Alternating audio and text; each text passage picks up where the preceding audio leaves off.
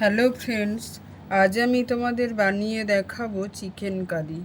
Chicken curry বানানোর জন্য একটা পাত্রে নিয়েছি 1 কেজি চিকেন।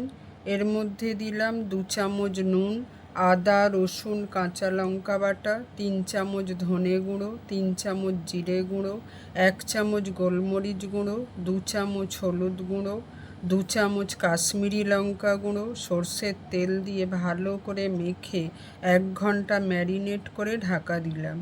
এরপর গ্যাস অন করে কড়াইতে কিছু তেল দিয়ে আলু, হলুদ গুঁড়ো, সামান্য নুন দিয়ে ভেজে তুলে রাখলাম।